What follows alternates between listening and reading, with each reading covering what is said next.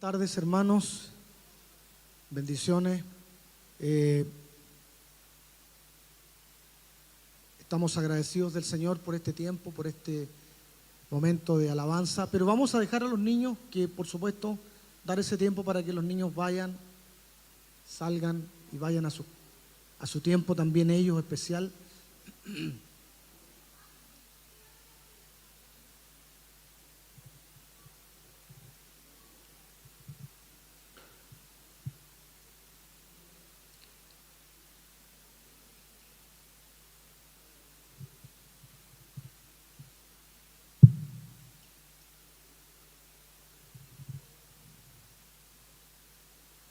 Amén, gloria a Dios. Hoy día vemos, hoy día hay menos personas, ¿no? Hay hartos que están de vacaciones y a lo mejor muchos que están conectados, no lo sé, pero el Señor trae una palabra especial también para nosotros en esta tarde. Amén. Gracias, mamita.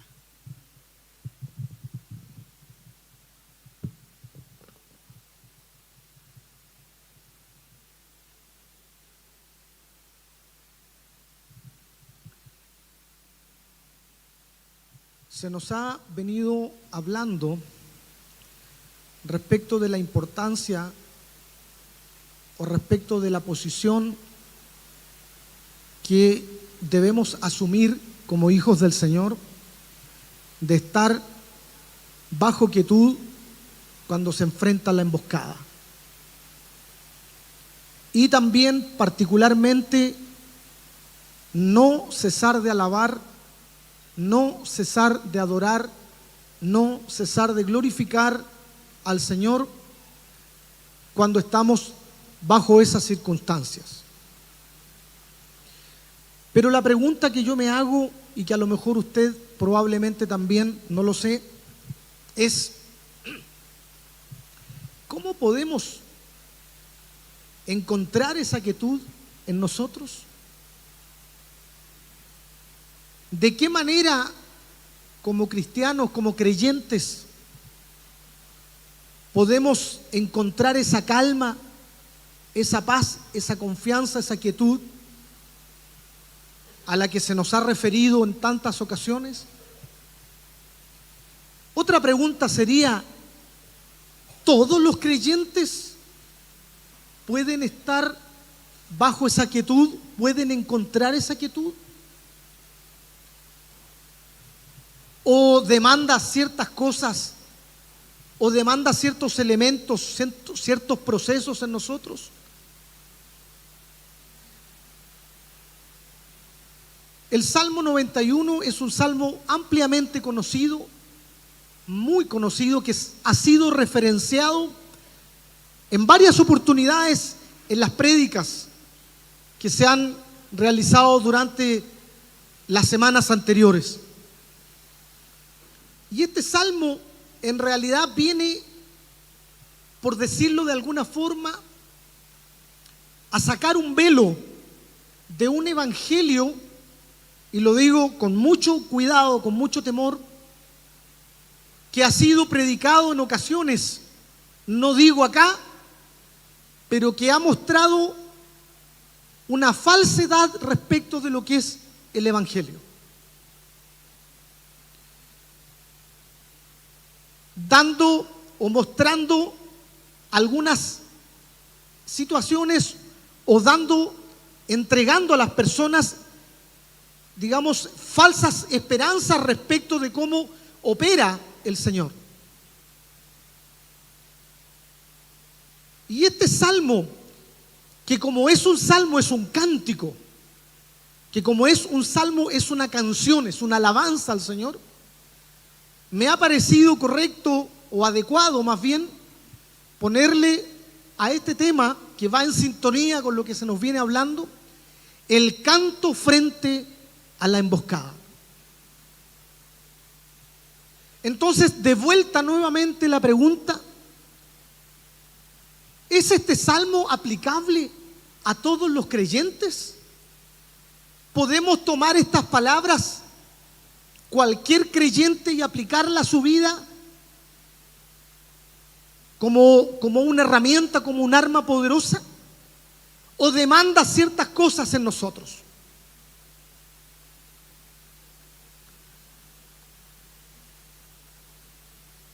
Este salmo en realidad trae una dispensación para los creyentes y nos vamos a ir adentrando en ese significado, en ese contexto, en esa palabra reveladora del Señor, que nos va a venir a mostrar cómo opera, cómo aplica esta palabra frente a esas situaciones adversas que tenemos que enfrentar.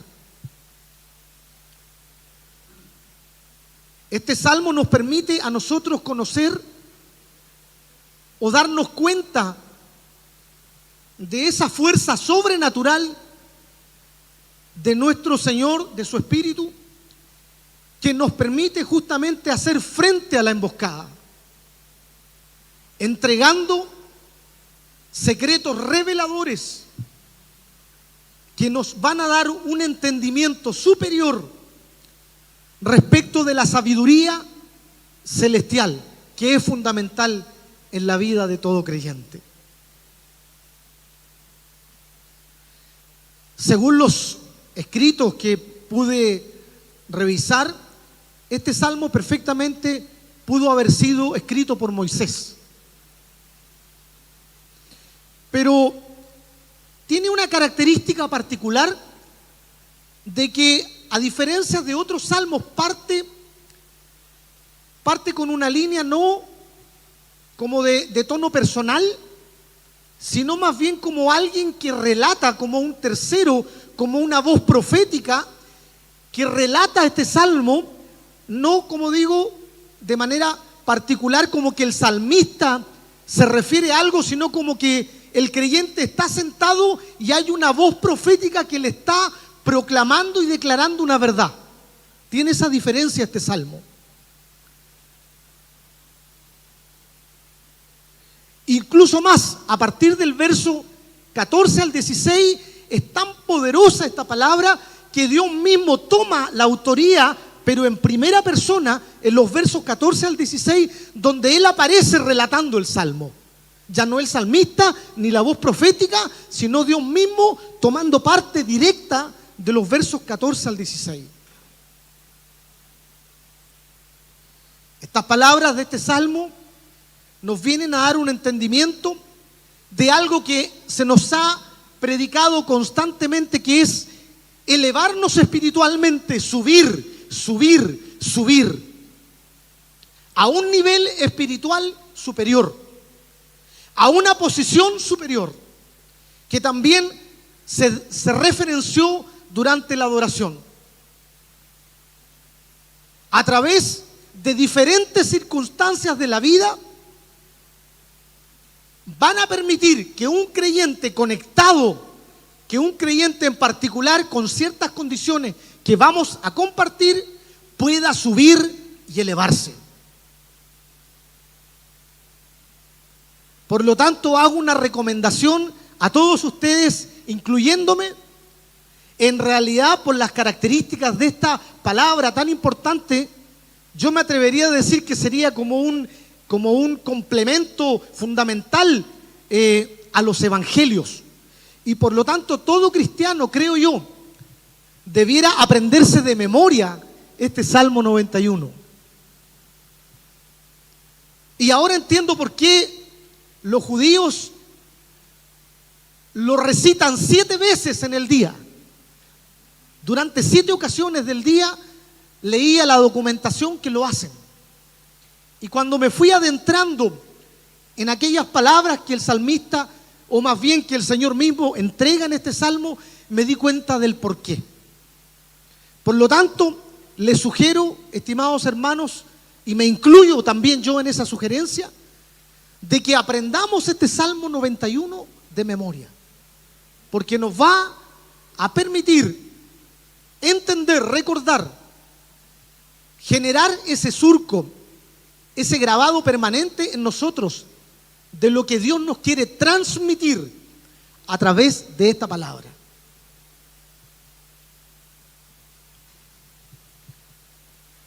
También en este salmo se presentan aquellos componentes que fueron transmitidos de ese estudio de la generación de Set, que lo llevó a convertirse en un proceso, en una generación alada, en una generación que sube, que finalmente se consuma con aquel que es llevado y arrebatado por Dios.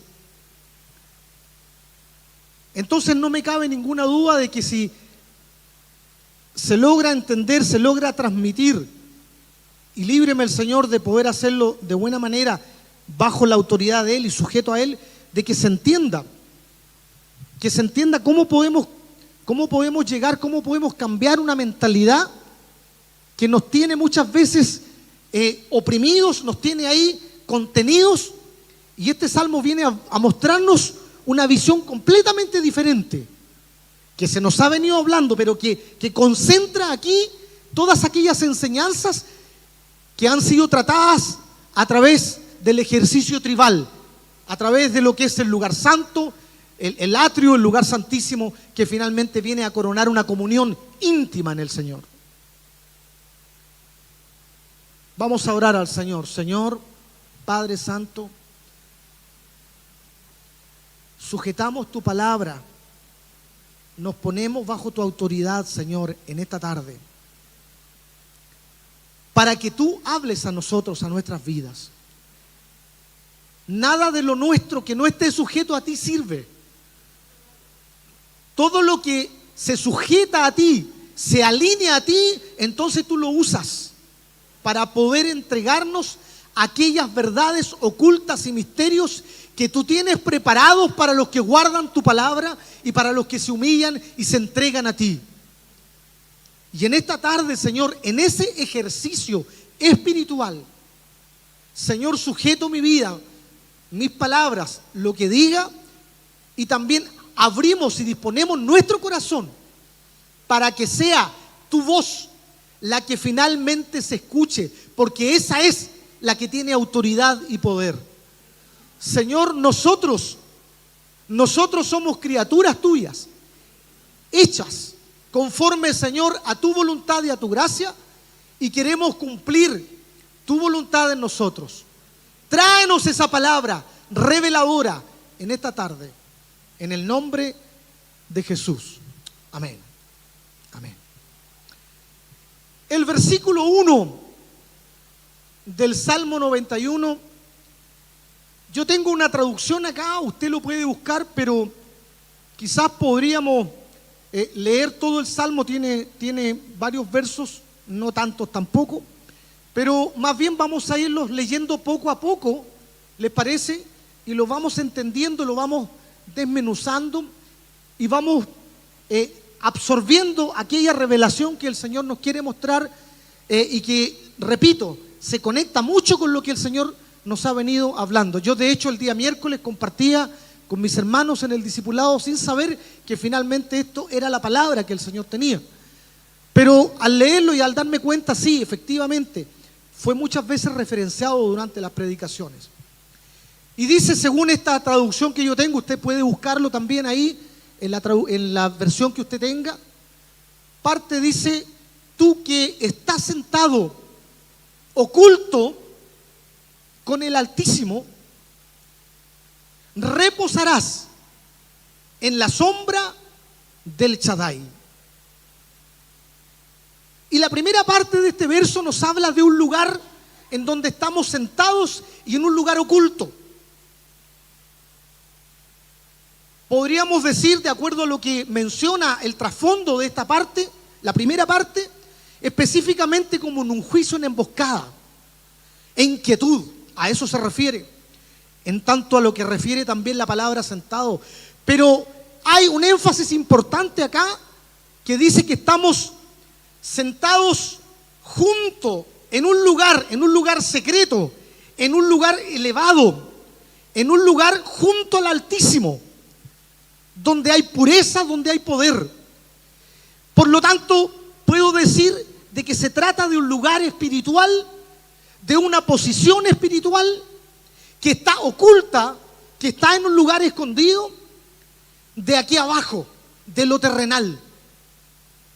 Es una posición que se desprende que es en la altura porque está junto al El Aión, o el Altísimo, o el Supremo. Aquel que está es excelso, aquel que es mayor, aquel que es superior.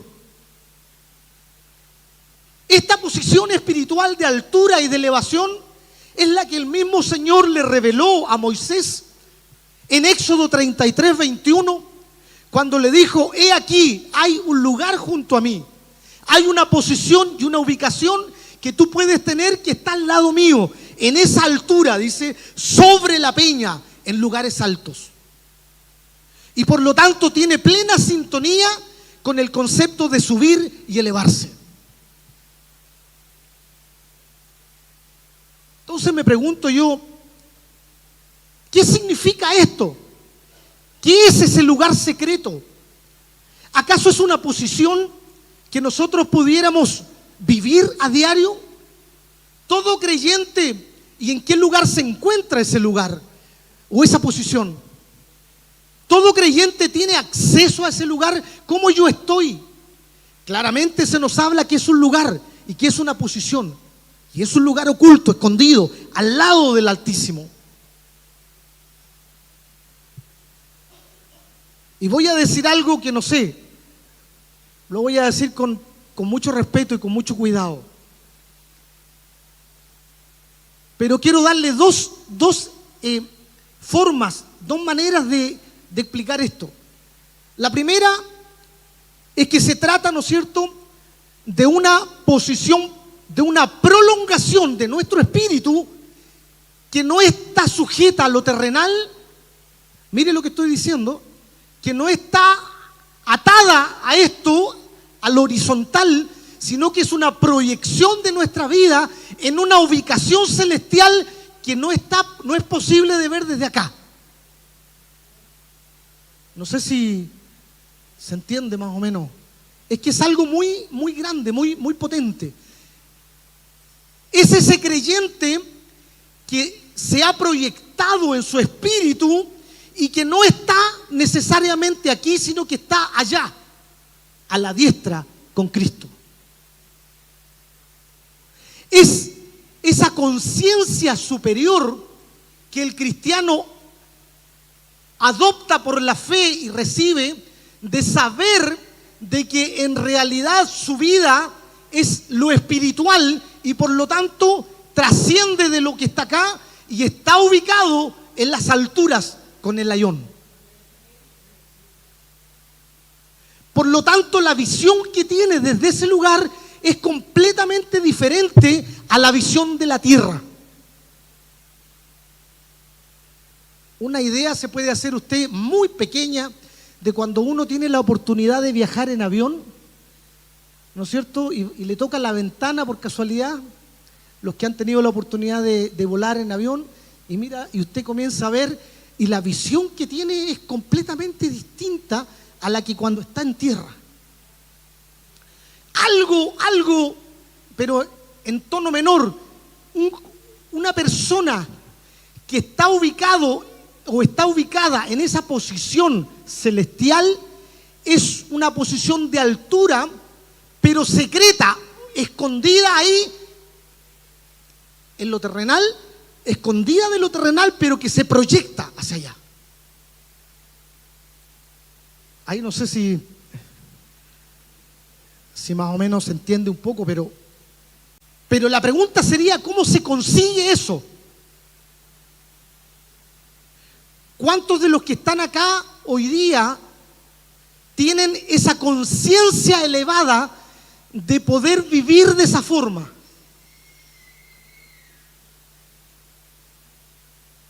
Porque esto nos saca de lo tradicional, de lo que vivimos a veces como creyentes, porque nos lleva a una posición completamente distinta.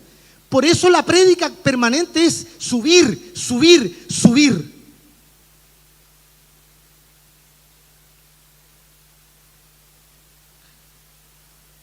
Junto con ello también se nos ha venido hablando para este año como etapa de iglesia, como etapa de cristianos, de que se acabó la gratuidad. ¿Se acuerdan de eso? Por lo tanto, lo quiero conectar con eso, porque para poder estar en ese lugar secreto hay que pagar un precio.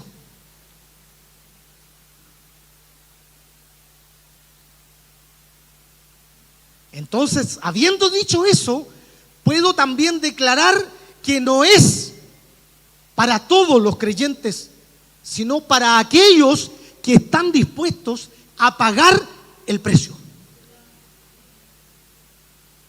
¿Se entiende ahí?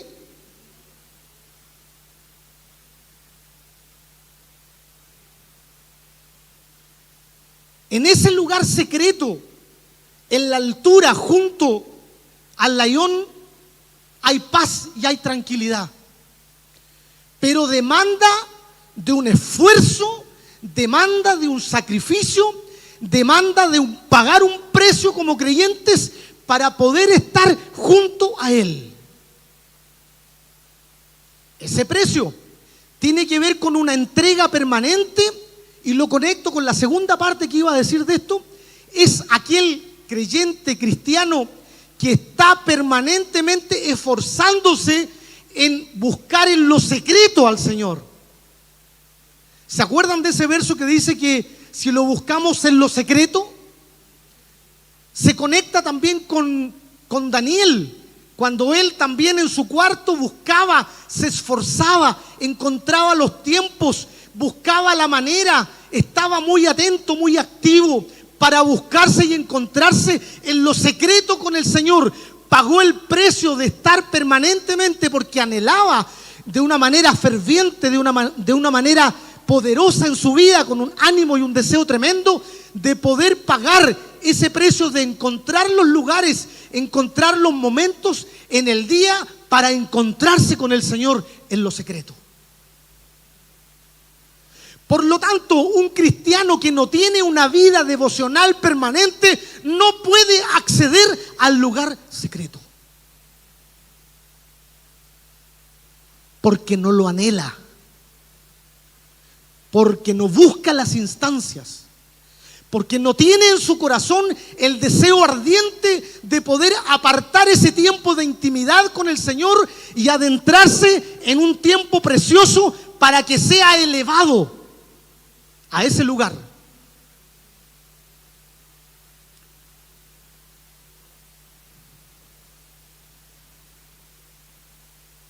La pregunta sería: todos los que estamos acá, incluyéndome,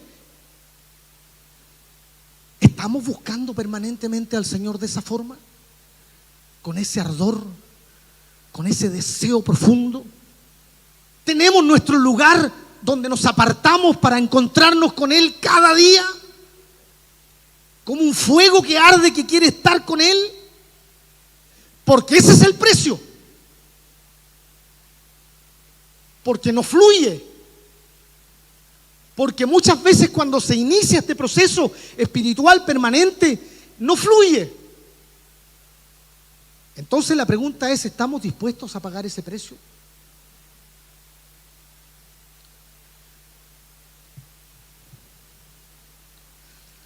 Ese lugar secreto, digo que hay paz, y lo conecto cuando el mismo Señor Jesucristo alude en varias ocasiones, y que en una de esas recuerdo: en el mundo, dice, tendréis tribulación, pero en mí tendréis paz. Es un lugar de paz. Podríamos hacer una reflexión inversa: si no tengo paz, entonces no estoy en ese lugar. ¿Se entiende? Si hemos perdido la paz bajo distintas circunstancias de la vida, entonces eso es una indicación de que no estamos en ese lugar al que se refiere este Salmo 91. Como consecuencia de estar en esa altura, en ese lugar donde somos elevados y llevados en lo espiritual, donde ya no estamos acá, sino que estamos ahí con Él en la altura, dice el mismo verso, el 1b, dice: en la sombra del Shaddai, del Todopoderoso, descansarás. En la sombra del Shaddai. Y aquí hay una manifestación del Señor, de Dios, diferente. Porque en primer lugar, en la primera parte habla de que estamos junto al león y ahora cambia a una manifestación, a una representación de la divinidad distinta, indicando que ahora estamos a la sombra del Shaddai. Cambia la acepción. Y la sombra también habla, ¿no es cierto?, de un lugar que está más abajo, la sombra se proyecta hacia abajo. Entonces yo podría decir que como consecuencia de estar en ese lugar alto, en la altura, yo acá, en lo terrenal, en lo que veo, esa sombra que está ahí, yo puedo ser protegido.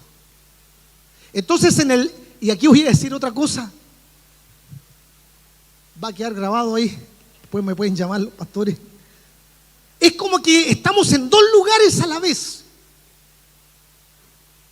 Estamos acá, cubiertos por esa sombra de el Shaddai, pero también estamos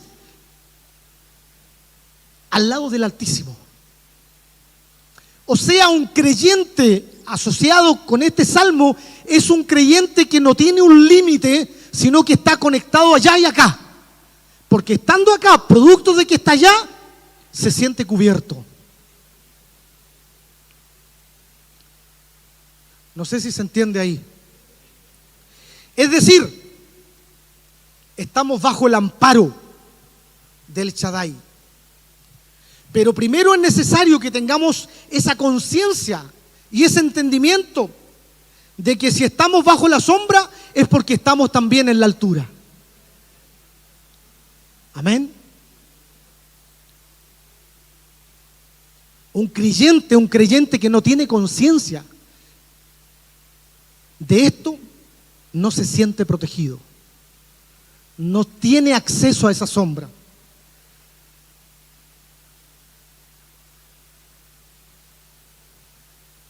Pero me pregunto yo, ¿qué significa esto de la sombra?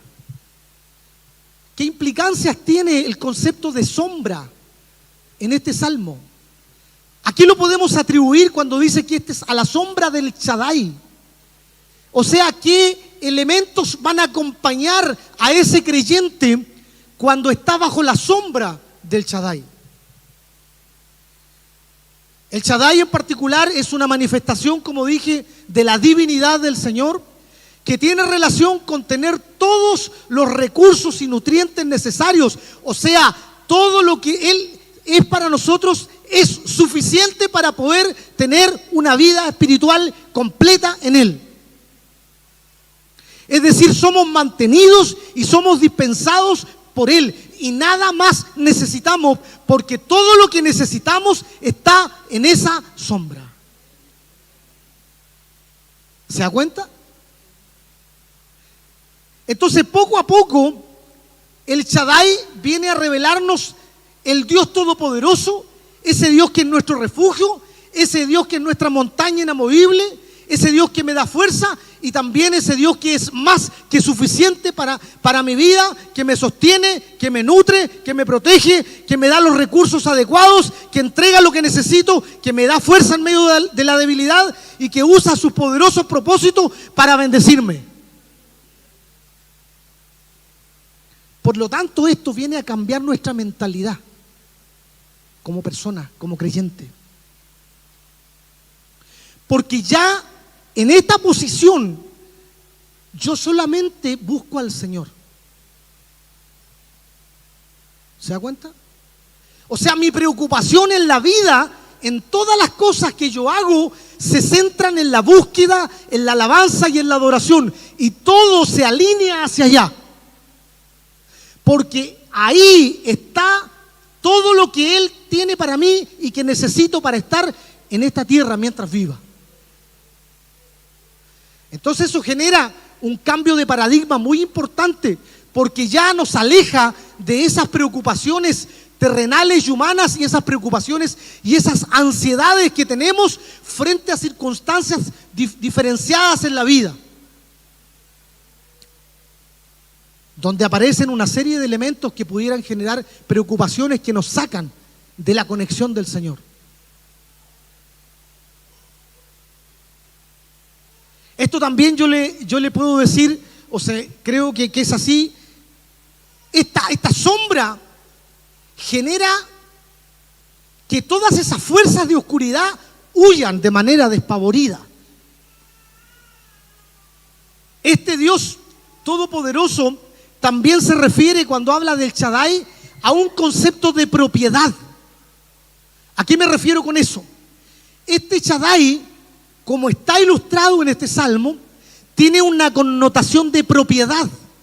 O sea, es su Shaddai, es mi Shaddai, es mi Señor. No es el Dios, no es ese Dios, es mi Dios. Es otro el enfoque.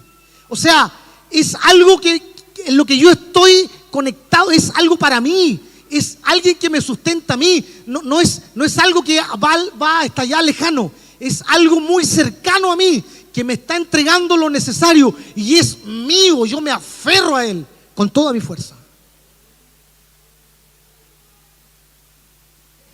Ahora estoy entendiendo por qué, repito, los judíos lo dicen 7 veces en el día. Es algo propio, no es el Dios del vecino, no es el Dios del hermano, no es el Dios de la... No, es mi Dios. Es mi Dios. Esto es muy importante, yo lo quiero, parece simple, pero es muy importante porque cuando uno tiene algo que es de su propiedad, uno lo tiene, se aferra a Él, lo cuida, tiene una connotación mucho más distinta de intimidad. Incluso en las cosas a veces humanas, terrenales, cuando hay algo nuestro, no, eso es mío, yo lo cuido, lo tengo para mí. Imagínense en esto que es mucho más allá que eso, es algo para mí. Esa es la visión que está mostrando este salmo. Lamentablemente hay algunos que sienten poco interés en estar cerca del corazón de Dios. No le ven la importancia de buscarlo. No sienten el deseo de encontrar ese lugar. No están dispuestos a pagar el precio de poder apartar cada día un tiempo precioso para buscarle al Señor. Y manifiestan solamente interés cuando están desesperados y pasando por una dificultad donde justamente se muestra claramente que no están bajo la sombra.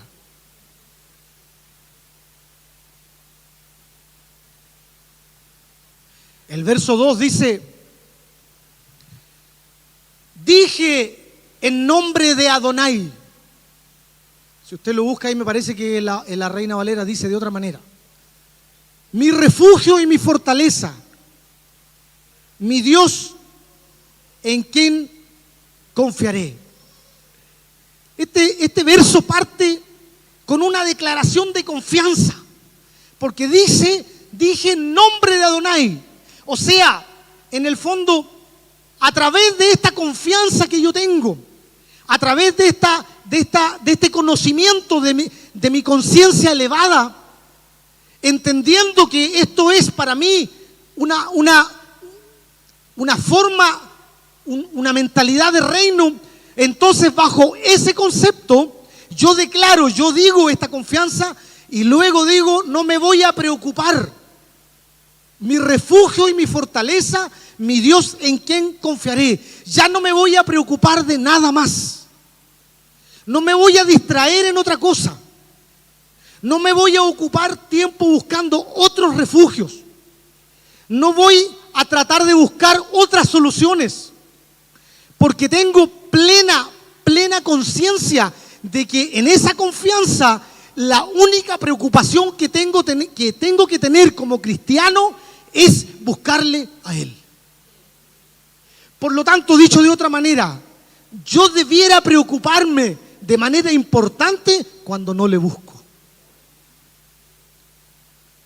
Porque si yo le estoy buscando a Él, puedo tomar esta declaración de confianza.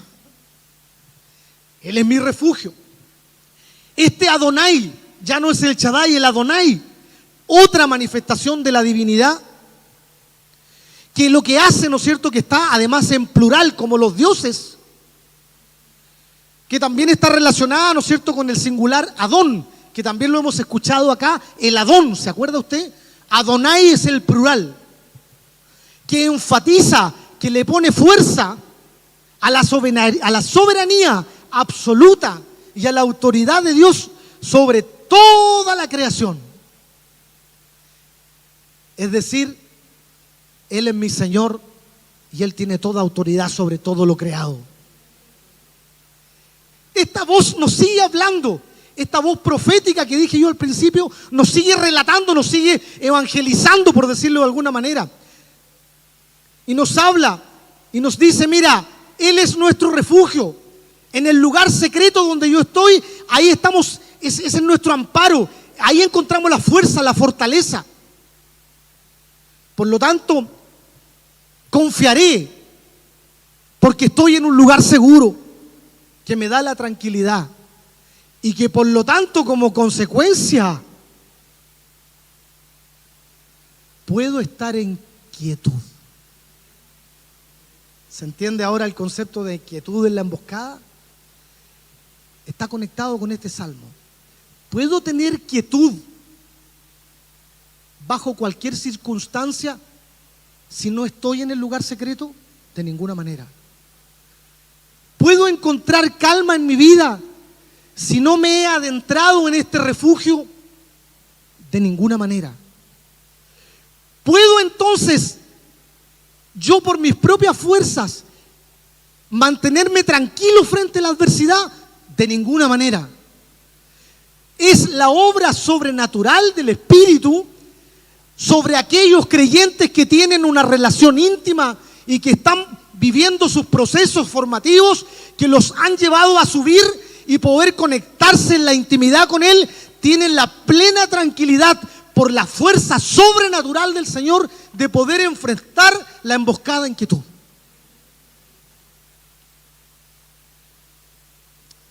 Aleluya. El verso 3 dice, porque, yo le puse un paréntesis ahí, por eso lo puse entre paréntesis, porque hice un agregado, no estaba ahí ya. Porque en realidad ese porque, o ese por qué, efectivamente tiene una connotación, una fuerza, digamos, gramatical, que nos viene a mostrar también que este mensaje es producto de lo que se ha venido declarando atrás. ¿Ok? Es como cuando uno dice, bueno, yo vengo a decir esto porque como se viene hablando de eso, yo ahora, producto de eso, voy a decir lo siguiente. Ese es el concepto acá. El porque viene justamente como consecuencia de lo que se está diciendo. Por lo tanto, o de acuerdo a lo que se ha dicho, Él te salvará de la red que te atrapa y de la peste destructora. ¿Cuántos dicen amén? Pero ¿sabe qué? No sé si este amén se puede prolongar. Porque en realidad vamos a ir entendiendo más adelante en los versos siguientes cómo es este trato, cómo un cristiano, cómo un creyente lo hace. Este concepto de salvación en realidad está asociado a ese arrebatarte. A ese arrebatarte, a ese recobrarte. Básicamente en dos frentes, dice acá. La primera referida a la red, a esa que te atrapa, y la segunda referida a una peste. Es decir, dos tipos de fuerzas de maldad que están operando. Esta declaración lo que pretende y lo que logra es anular estas fuerzas que se presentan acá, diciendo Él te salvará. La red es algo que los hombres quizás pueden ponernos a nosotros, o las situaciones, es algo que alguien puso, hay un cazador detrás, hay alguien que armó una trampa, hay una fuerza espiritual operando que te atrapa a través de alguna situación de la vida. Hay una trampa que tú no detectaste, que estaba ahí, por eso es una trampa, está escondida, está solapada, y tú caes en la trampa. Eso es importante destacarlo acá, porque en realidad lo que nos está diciendo este salmo no es que no vamos a caer en la trampa. ¿Bien? Por eso digo, y lo digo con mucho temor, esos evangelios a veces que no se han predicado de este púlpito, pero sí yo he escuchado que hablan de que los cristianos no le van a ocurrir situaciones dificultosas o de problemas, son evangelios falsos. Porque la palabra nos está diciendo aquí particularmente de que sí vamos a caer en la trampa, pero Él va a abrir la trampa y nos va a arrebatar de ahí.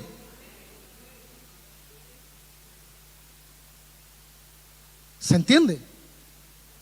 Por eso el concepto de salvación acá, si usted lo busca, habla de recobrar algo que estaba allá. Yo lo saqué y lo recobré, lo saqué, lo arrebaté de ahí.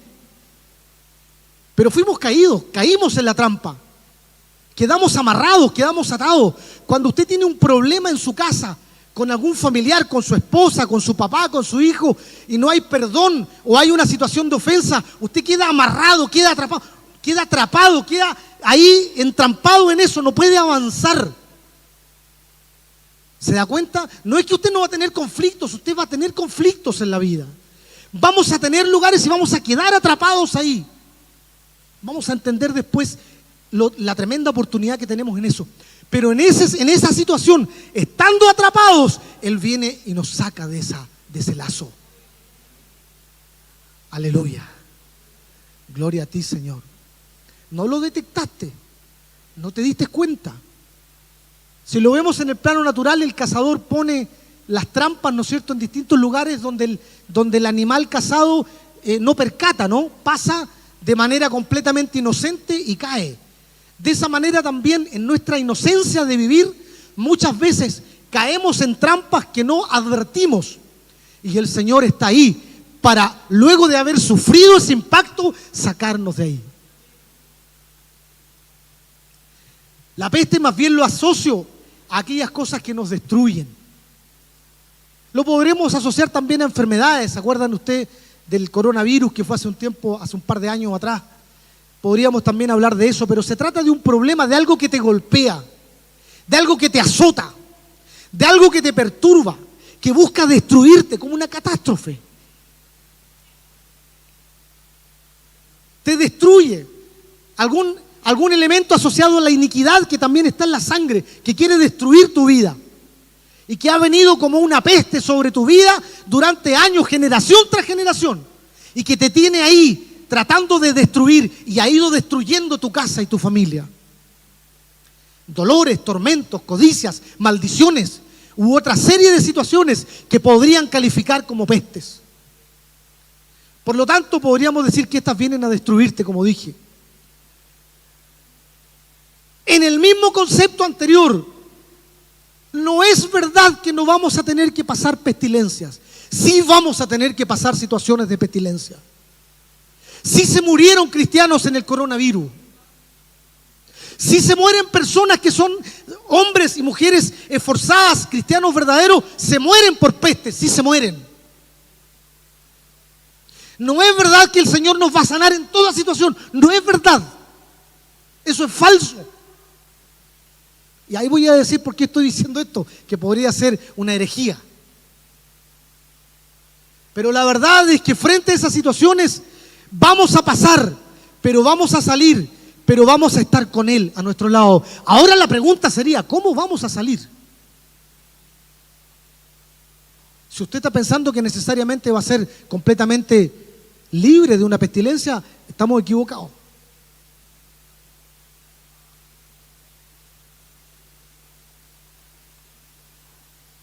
Pensé muchas veces lo que estoy hablando, dije, lo digo.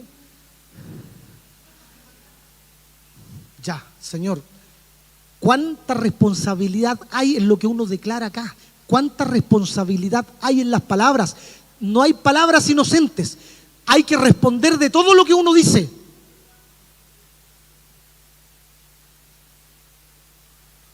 El verso 4, para seguir avanzando, habla de un concepto también que ha sido muy recurrente en las predicaciones, el ala del Señor. ¿Se acuerda usted del ala del Señor? Por eso digo, este salmo se conecta mucho con lo que se ha venido hablando. Yo lo agregaría a los evangelios. Dice, con sus alas con sus alas te cubrirá y debajo de las plumas de sus alas te protegerá. Escudo y armadura es su verdad. Aquí vemos dos elementos importantes: el ala como tal, como extremidad, como órgano, como miembro, y por otro lado vemos las plumas, que es una proyección, que es algo que sale de la extremidad. Son dos elementos que vienen a protegernos y que tienen connotaciones diferenciadas en este enfrentar de la vida.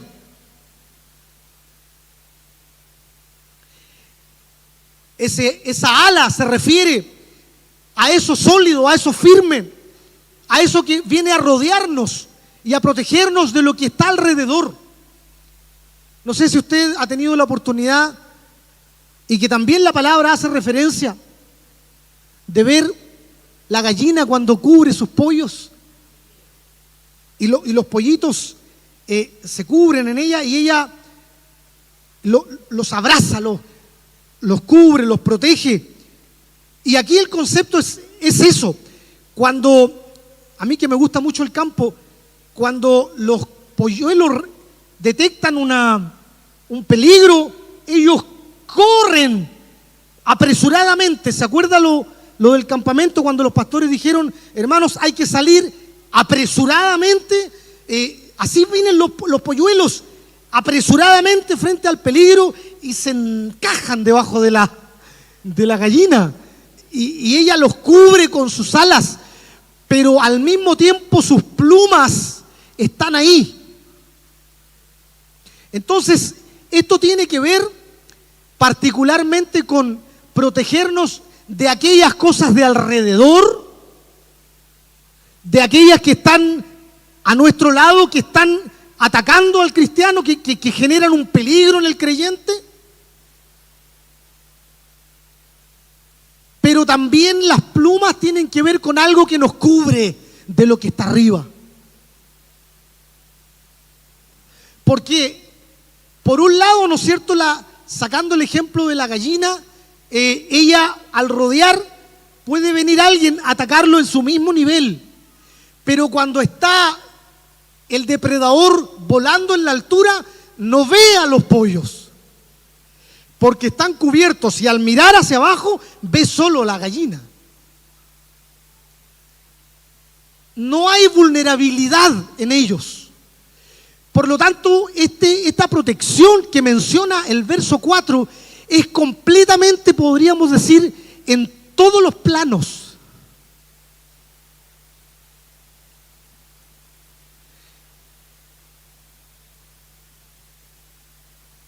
Buscaba yo la significación de lo que es el escudo, y fue sorprendente también darme cuenta de que este escudo que dice que nos va a proteger es un escudo con púas, dice digamos, el significado.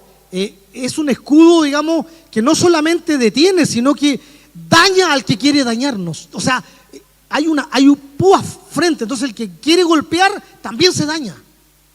Es más que una cobertura, es más que algo, un cerco que nos rodea. Pero de eso, esto también tiene un precio. Demanda que guardemos sus mandamientos y su palabra, porque la palabra del Señor es la que nos protege.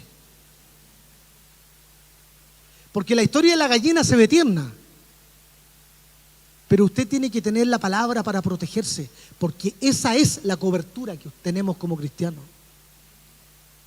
Una persona que no tiene palabra del Señor y que no tiene esa búsqueda incesante, no tiene cómo defenderse, porque frente a cualquier viento es destruido.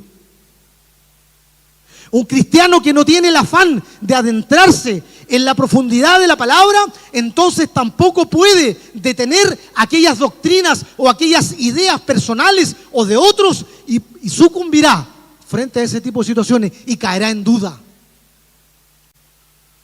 Un cristiano que claudica frente a una instrucción, pero ¿cómo esto? No ha entendido, no ha tenido esa palabra que necesita para entender, para confirmar que lo que se le está dando es del Señor. Un creyente que no busca la palabra, escudriñarla, es un creyente que no puede cobijarse debajo de las alas, porque no tiene elementos para ello. Por lo tanto, desde ese punto de vista, estimados hermanos, los mandamientos del Señor en realidad no son una regla, sino más bien un mecanismo de protección. Otra mirada, el mandamiento no es que nos quiera oprimir, sino que lo que quiere hacer la instrucción del Señor es proteger al creyente. Amén. Mire cómo, hoy tengo que hacer esto. No, eso lo tienes que hacer porque eso te protege. Cuando el Señor declara algo que hagamos, ay, tenemos que hacer. No, eso es para que nosotros estemos cubiertos. Amén. Por lo tanto, los mandamientos ya los miramos de otra forma. Las cosas que el Señor coloca, porque sé que voy a estar cubierto con su palabra. Aleluya. Gloria a ti, Señor. El verso 5 dice: no temerás. ¿Cuántos han tenido temor alguna vez en la vida? ¿Cuántos hemos tenido temor? ¿Cuántos hemos pasado por situaciones de temor, de terror, de miedo? Por tantas cosas, por tantas circunstancias, por tantas situaciones. El temor a quedarse solo, el temor a enfermarse, el temor a quedarse sin algún familiar, el temor de saber que algún día vas a tener que vivir un luto, el temor a que te pase algo, el temor a que vayas pasando por la calle y alguien te haga algo, o el temor de que te ocurra también alguna situación con la edad, el temor a la edad, a envejecer. Tantos miedos, tantas cosas que nos atrapan. No temerás del miedo nocturno, ni la flecha que vuele de día. Este temer viene de espantarte, de algo que te amedrenta, de algo que te asusta. Pero también es nocturna, o sea, algo que no ves, algo que no puedes dilucidar, que está ahí en la sombra. Podríamos decir, incluso lo puse así, es como la presencia de algo, dice esto en el original, dice que es una presencia que infunde terror. Hay una experiencia perturbadora de algo extraño, de algo que te sobrecoge, de algo que te pone muy complicado. Aleluya, pero puedes entender que cuando tú eres elevado a ese lugar secreto, entonces no tiene ningún sentido tener miedo. Mire lo que estoy diciendo. Cuando nuestras conciencias están elevadas, las mismas conciencias espirituales nos van a dar el entendimiento de saber que el miedo no tiene sentido en el cristiano. Porque en ese lugar secreto nadie puede dañarte.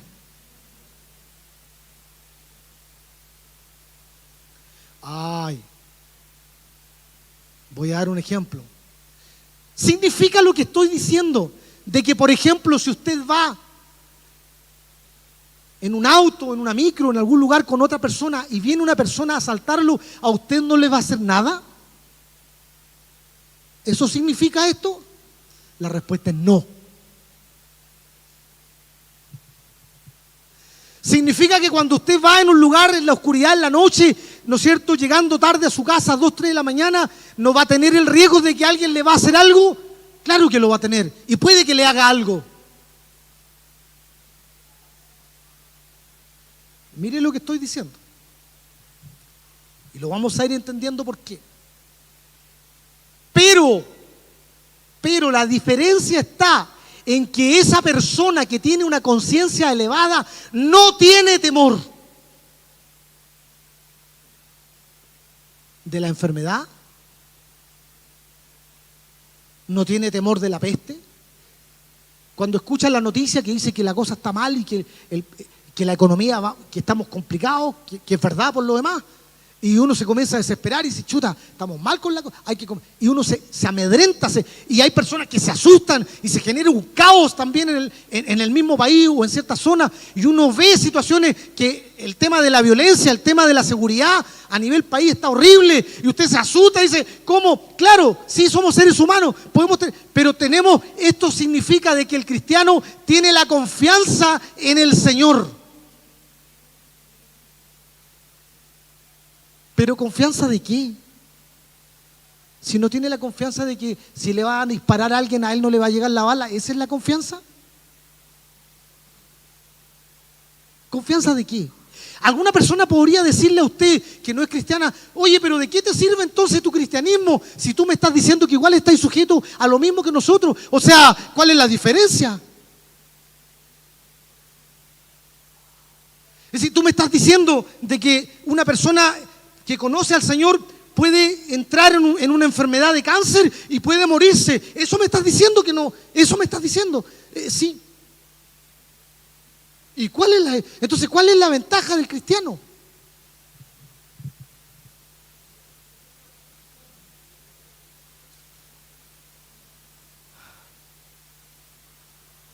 Entendemos que si estamos en ese lugar secreto, no hay ningún motivo en el entendimiento del Señor, en el entendimiento espiritual. No hay ninguna razón para estar con miedo, porque Él está con nosotros. Ah, claro. Pucha, qué fácil decirlo, hermano. Chuta. Es súper fácil. Pero ¿y cómo lo llevamos a la realidad?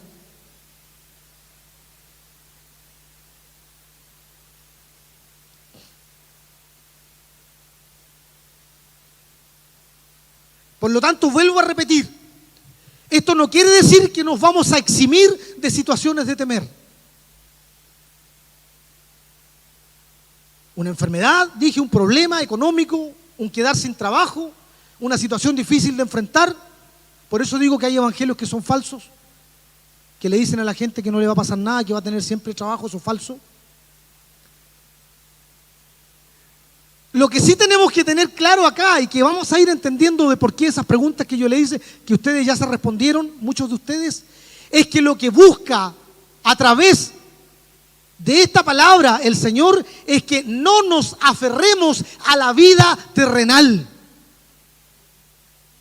Porque cuando una persona está aferrada a la vida terrenal, a las cosas terrenales, todo lo que le impacta a esa vida le da miedo. Porque está conectada con eso.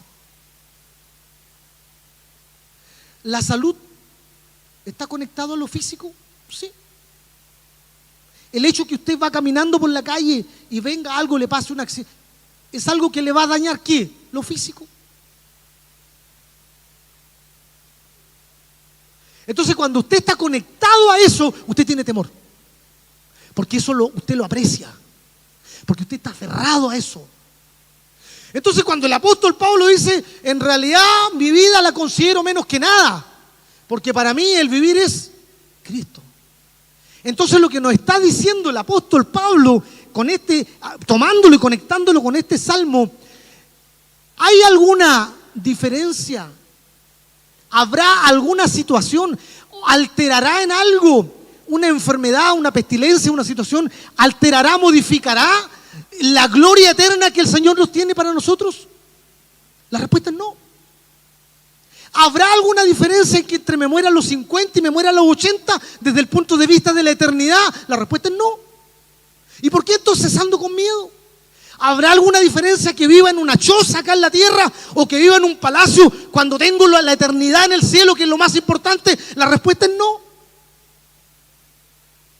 Por lo tanto, desde ese análisis espiritual, con una mente y con una conciencia elevada, ¿hay algún sentido en el miedo? No, porque lo que el Señor nos ha dado, nadie lo puede quitar.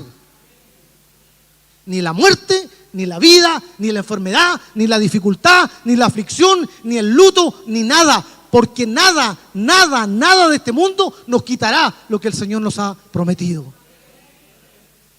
Por lo tanto, vuelvo a preguntar, ¿hay algún sentido en que tengamos miedo? ¿Qué nos da miedo? ¿La muerte? Ah, claro, como usted no ha pasado, como usted no ha tenido situaciones, que yo estaba hospitalizado, que está bien, sí, claro que uno tiene como, le duele. ¿Acaso eso, pero eso te va a quitar lo que Dios te ha dado? ¿Y por qué nos quejamos entonces? Porque de alguna manera estamos advirtiendo de que hay una conexión a lo terrenal. No significa que no nos vamos a preocupar de nuestra vida. Quiero volver a explicar, porque a veces pude dar un ejemplo extremo para poder dar a conocer un concepto. No significa que vamos a andar a cualquier hora del día caminando, buscando el peligro, como ahora no tengo miedo, ¿no? Me voy a exponer a cualquier cosa, total que me enferme a lo mismo. No, no lo entendamos así. Tenemos que ser cuidadosos y prudentes en nuestra vida, ¿no es cierto? Cumpliendo, cuidándonos, protegiéndonos como corresponde, pero no ansiosos ni temerosos, ni viviendo un caos en nuestra vida y trayendo una desgracia a nosotros producto de ese miedo, de esa ansiedad, de ese terror. ¡Ay, Dios mío, que me va a pasar esto! ¿Cómo me va a pasar? No. ¿Se entiende? Por lo tanto, el mensaje aquí es: no nos aferremos a lo terrenal. Por eso la palabra en Mateo 10:28 dice: y no temáis a los que matan el cuerpo, mas el alma no pueden matar. Temed más bien a aquel que puede destruir el alma y el cuerpo en el infierno. ¿Usted cree que el propósito de las tinieblas es que nosotros nos muramos en lo terrenal? No. Las fuerzas de oscuridad lo que buscan es destruir nuestra alma, alejarnos de esa eternidad del Señor. Eso es lo que busca.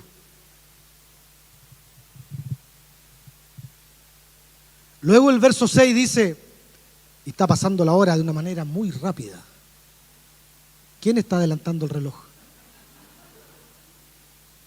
Vamos a ir avanzando más rápido.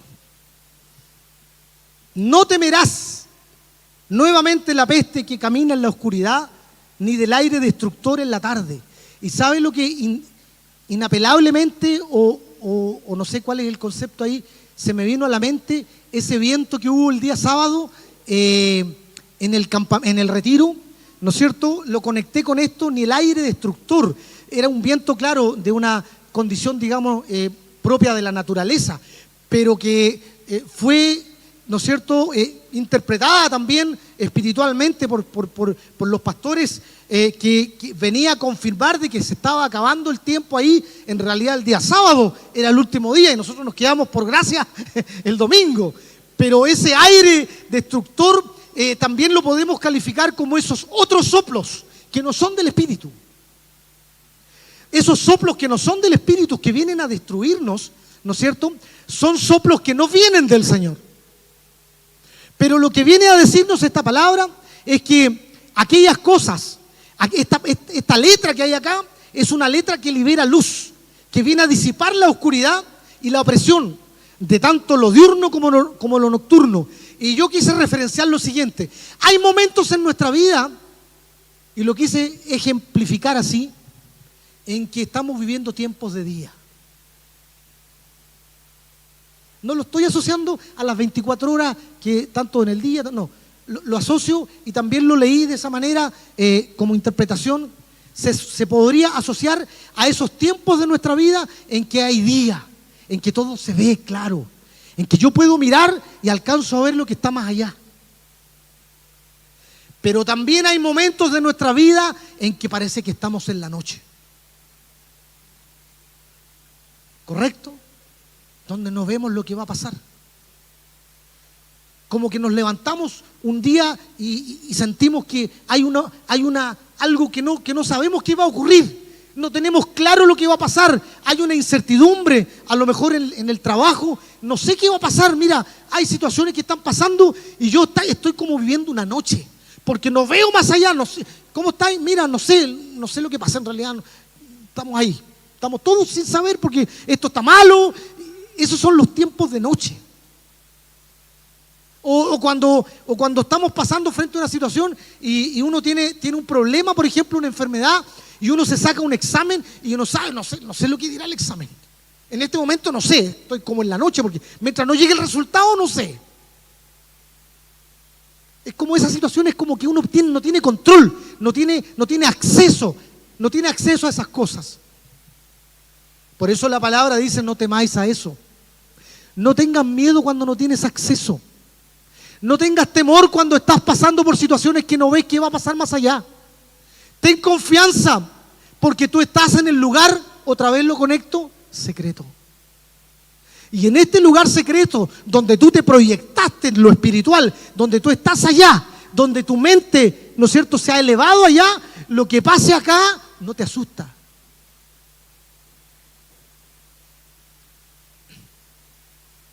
Ese día que se levantó el viento fuerte, la verdad que yo que no soy no me doy mucho cuenta de las cosas, de repente vi que estábamos hablando con un hermano uno de esos días y me cayó casi un naranjazo arriba de la. Yo dije, Señor, ¿qué me estás queriendo decir?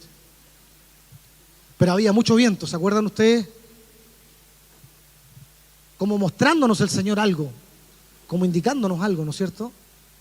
Y me gustó eso porque por lo menos yo usted tampoco lo. Oye, pero ¿por qué? No, en silencio.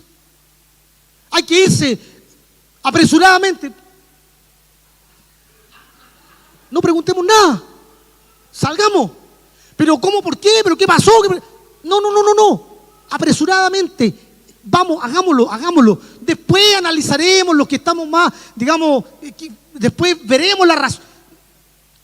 Pero en ese momento hagámoslo.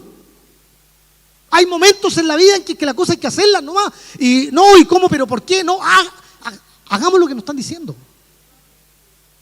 No comencemos a hacer un análisis de las cosas. Cuando estamos pasando una situación también en la casa, o en el trabajo, o en mi vida personal, o en mi vida matrimonial, y se nos da algo, hagámoslo nomás, no comencemos a hacer análisis nosotros. Ahí la embarramos. Después dice el verso 7 y 8, para ir avanzando más rápido: caerán a tu lado 1000 y 10.000 a tu diestra, mas a ti no llegará. Y el 8 de inmediato, para ir más rápido: ciertamente con tus ojos mirarás y verás la recompensa de los impíos. Imposible no conectar estos versos con el Salmo 110, uno que se nos ha venido hablando, que dice: Jehová dijo a mi Señor, siéntate a mi diestra hasta que ponga a tus enemigos por estrado de tus pies. Imposible. Caerán a tu lado 1000 y 10.000 a tu diestra. ¿Es para todos esto? No tomemos este verso como que es para nosotros si no estamos buscando al Señor, no, porque eso no opera así.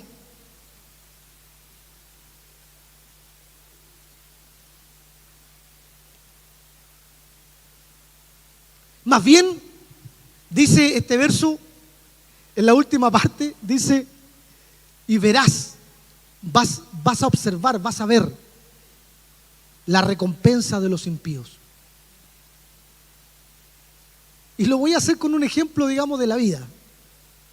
¿Usted cree que este verso se refiere a que hay una persona mala? No sé, vamos a suponer un vecino que usted es súper malo, el vecino, ¿eh? Usted encuentra que hace todo mal, roba, se aprovecha, corre el cerco para adelante, hace un montón de cosas, digamos. Y cuando puede sacar partido de algo, lo saca. Y usted cree que el Señor, ¿no es cierto? Usted dice, pero lo que está sembrando va a cosechar, sí, y lo voy a ver. ¿Usted cree que se refiere a un juicio aquí, que usted lo va a ver? No. Aunque puede ser también. Pero lo que está referenciando la palabra acá se refiere a ese día del juicio, donde los que le negaron, donde aquellos que son impíos, aquellos que han tenido la oportunidad de llegar al reino, que se les ha dado la posibilidad y que han seguido en el pecado, aún teniendo la puerta, aún habiéndoseles hablado del Señor, aún teniendo la oportunidad de arrepentirse, sí.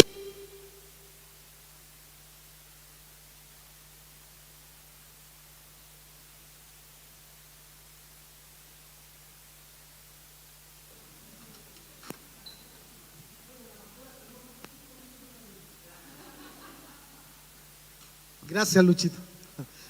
Voy a repetir esa parte, parece que no se escuchó. Quiero decir de que se refiere al día del juicio. No hay ninguna persona en este mundo, quiera o no quiera, lo crea o no lo crea, lo piense o no lo piense, reflexione 40.000 veces si quiere, no le va a exceptuar del juicio final. Y no porque yo no lo diga, porque lo establece el Señor en su palabra. Y todo lo que la palabra establece se cumple y se ha cumplido. Por lo tanto, una persona que sigue, ¿no es cierto?, queriéndose hacerse listo frente a las cosas, va a tener que responder algún día en el juicio. Por eso la palabra dice, tranquilo, aquellos que son, aquellos tus enemigos, aquellos que te han levantado falsos testimonios, aquellos que te apedrean, aquellos que te calumnian, aquellos que generan, ¿no es cierto?, tanta violencia, tantas situaciones, tanto físicas como psicológicas, o aquellos que han rechazado más bien de fondo, que no quieren recibir del Señor, esos tendrán que estar algún día en el juicio final. Y nosotros también tendremos que estar. ¿Pero dónde? En el tribunal de Cristo. Ay, bueno, vamos a estar ahí, nos van a tirar la oreja. Sí, pero vamos a estar en el tribunal de Cristo.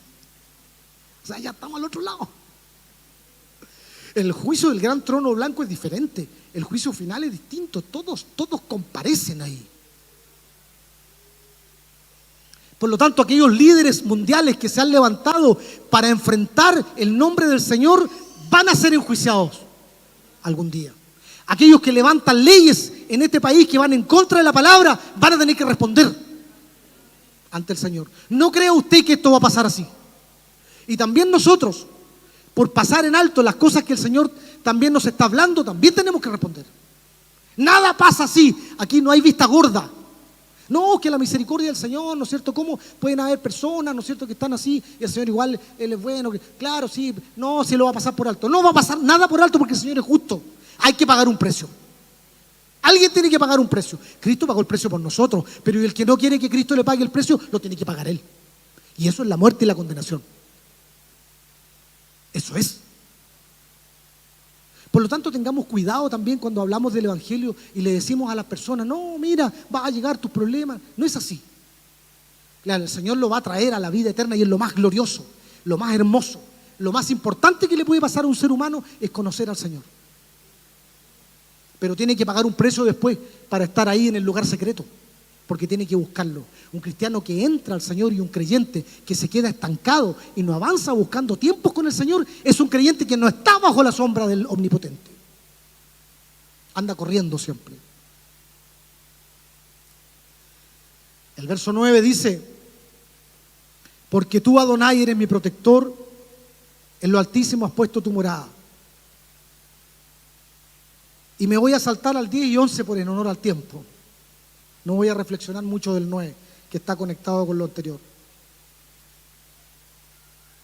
Dice el 10, no te ocurrirá ningún mal y ningún daño se acercará a tu tienda.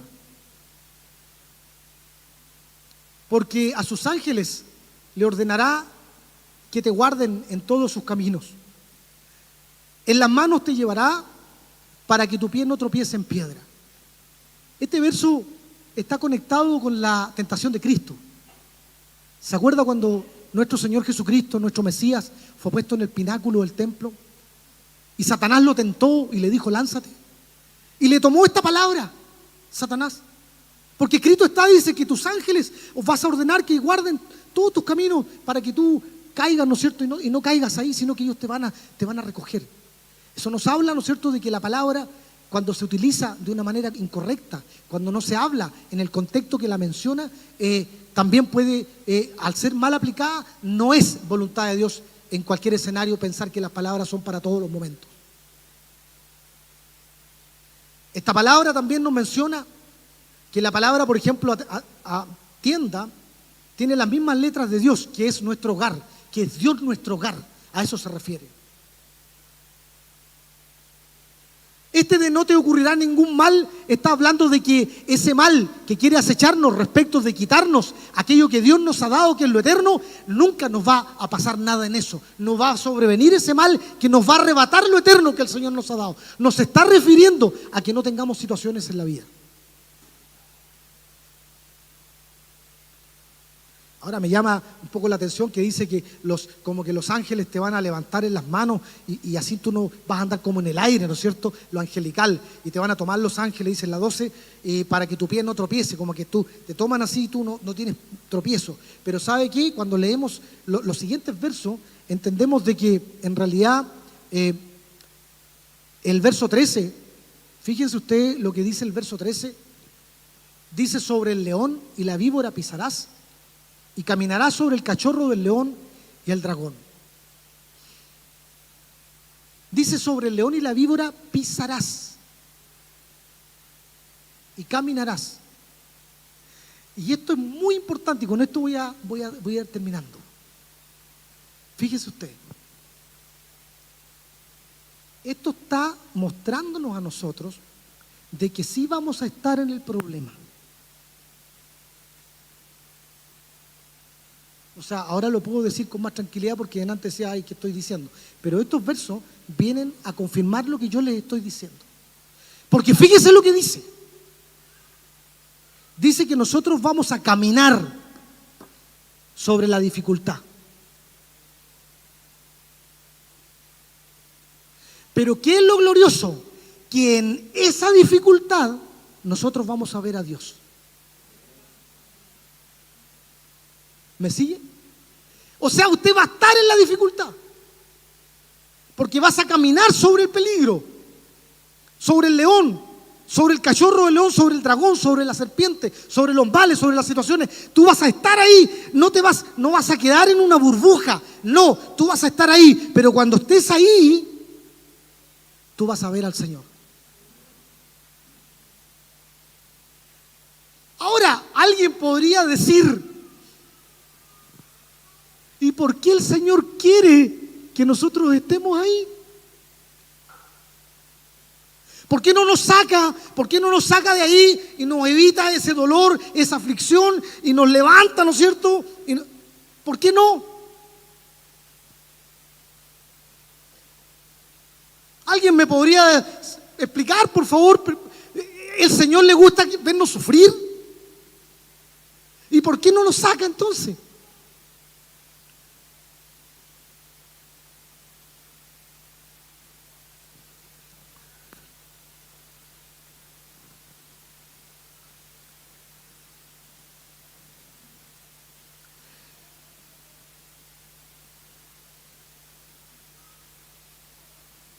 ¿Por qué tenemos que estar ahí en el problema?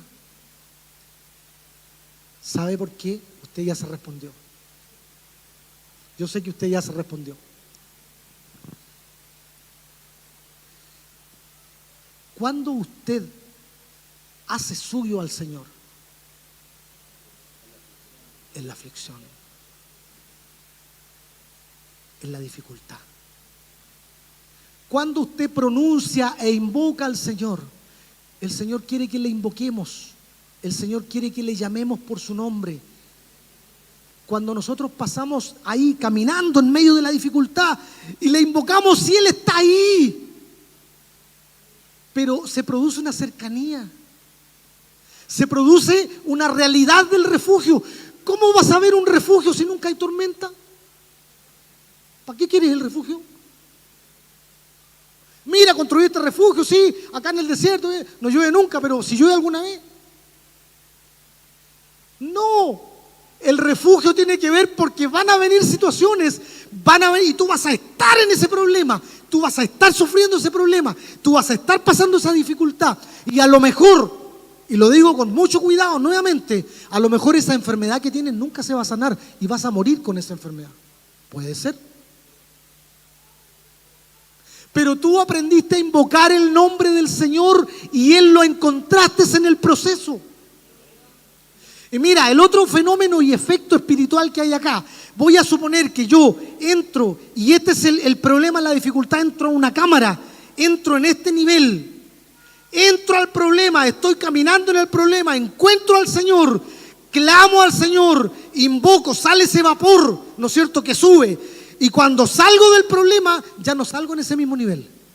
¿Dónde salgo? Por eso dice que nos va a elevar. Porque cada vez que yo pase ese vagón de aflicción, voy a posicionarme en una posición más alta si he podido vivir ese proceso. Y voy al siguiente, y voy al siguiente, y voy al siguiente, la generación de sed. Y sigo, y me elevo, y me elevo, y me elevo, y me elevo. Porque cada situación aflictiva me va posicionando más arriba, porque en cada situación yo veo al Señor. Por lo tanto, miren lo que voy a decir ahora. Alguien me podría acusar por lo que voy a decir. Por lo tanto, podríamos anhelar situaciones aflictivas.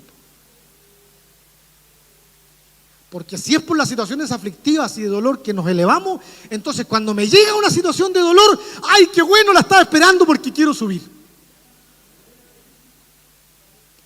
¿Sería esa la enseñanza? Algunos dicen amén así con un poquito de miedo, otros no dicen nada.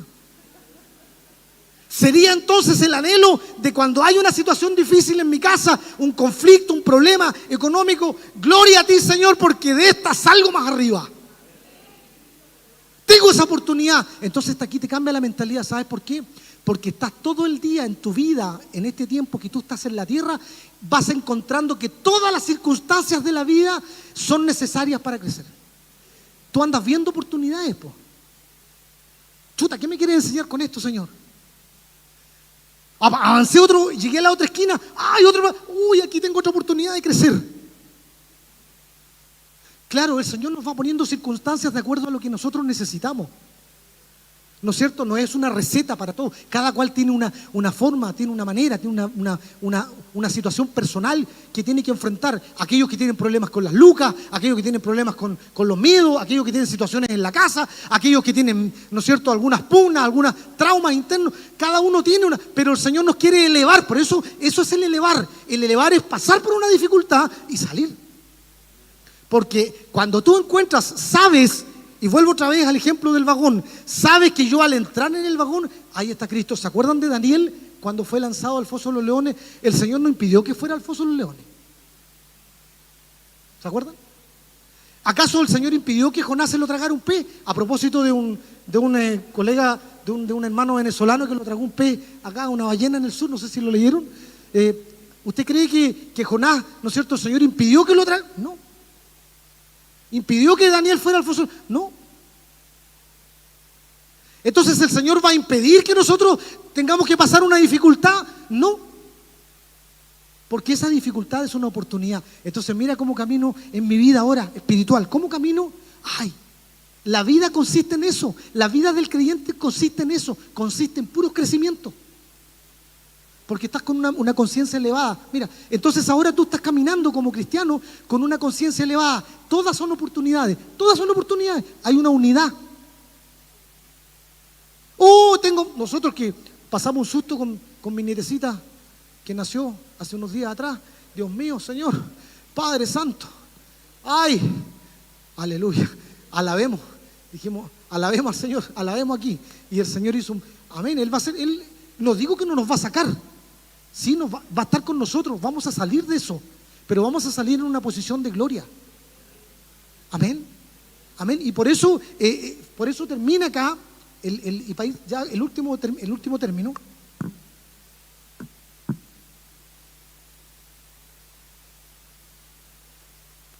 Dice, bueno, plan B.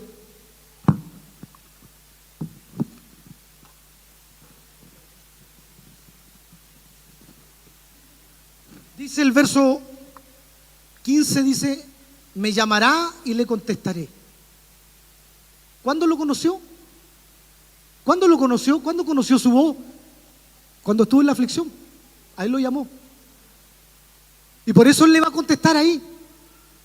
Y dice, con él estoy, ¿dónde? En el sufrimiento. Entonces ahí está lo del vagón. Y te redimiré. ¿Y qué te daré? Te daré honra. Te daré honra. El Señor nos va a dar honra. Nos va a hacer parte de su reino. Nos va a hacer parte de su mesa. Nos va a honrar en Cristo. Y el 16 dice, y le saciaré con largura de días. Voy a vivir hartos años. No, en lo eterno.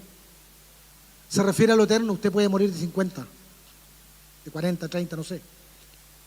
Hay muchas otras situaciones que podrían analizarse, pero la verdad es que le va a mostrar mi salvación. Es decir, le va a mostrar la victoria. Le va a mostrar el reino. Vamos a llegar a la tierra. Amén.